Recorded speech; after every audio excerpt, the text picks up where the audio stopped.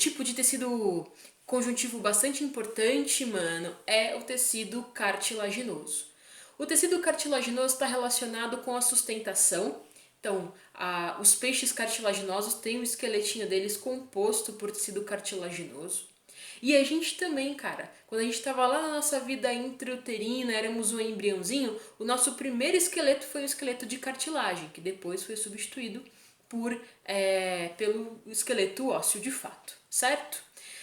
Proteção, então ele evita o desgaste entre as peças ósseas que estão em contato no nosso esqueleto e também flexibilidade.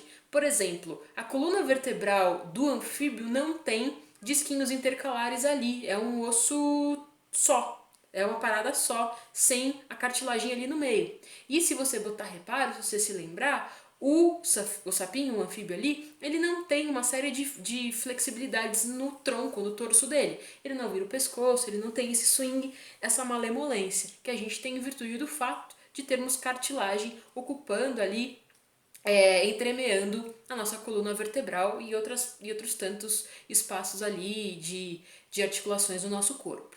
Certo? Coisas importantes, mas muito importantes sobre esse tecido, cara. Sobre esse tipo de tecido cartilaginoso.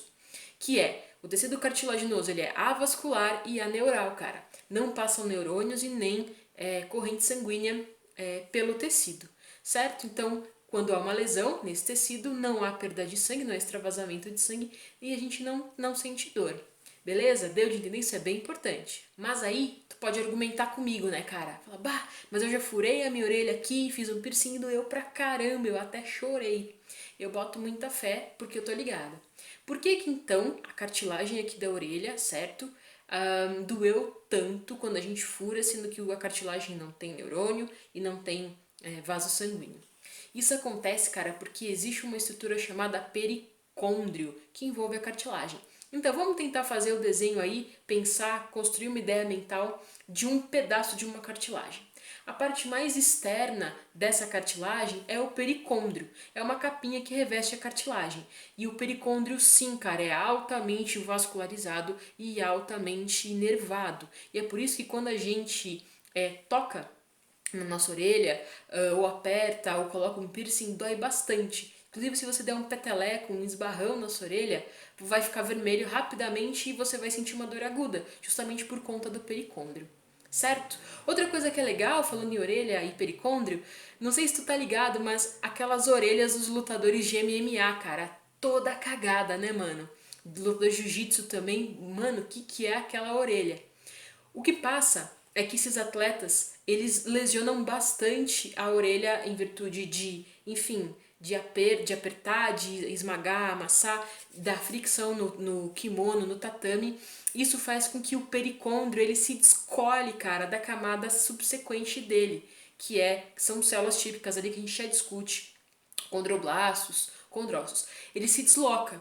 Quando o pericôndrio se desloca, se desgruda, cara, da camada de células, a matriz extracelular ocupa aquele espaço, certo?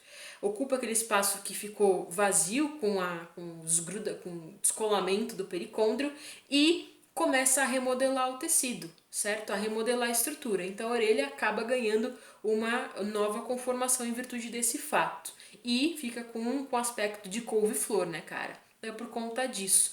O nome desse processo é pericondrite, que é a lesão do pericôndrio desses atletas em especial que tem muito atrito da orelha no tatame, enfim. Certo? Beleza? Muito bem, mas vamos voltar aqui pro nosso rolê. Então a gente tem o pericôndrio, que é essa camada mais externa. Depois a gente tem os condroblastos, que esse tipo celular é bem importante, porque os condroblastos são células superativas, são células jovens, que vão secretar a matriz extracelular, certo? A matriz extracelular, cara, do tecido cartilaginoso tem uma série de glicoproteínas, proteínas e tal, e uma delas é a condrina, é uma substância bem importante, glicoproteica, da matriz extracelular. Então, o condroblasto secreta essa matriz ali para ficar entre as células, que inclusive a matriz extracelular é uma característica bem importante do tecido conjuntivo como um todo, né?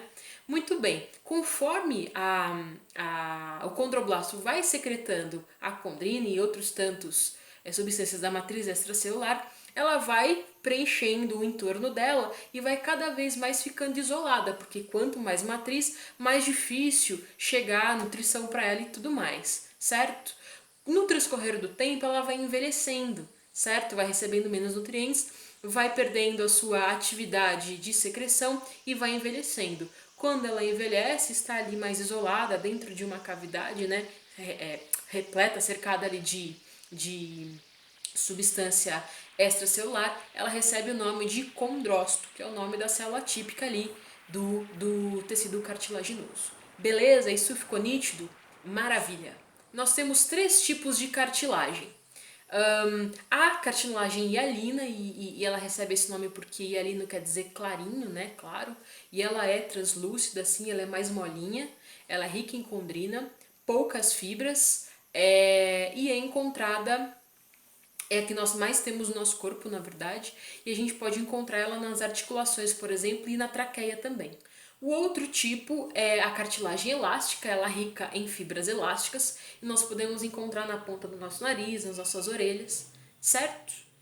E a cartilagem fibrosa é aquela rica em fibras colágenas. Então, cara, ela tem bastante resistência, certo? Ela é uma cartilagem aí cujas fibras colágenas dão essa característica de resistência para essa cartilagem.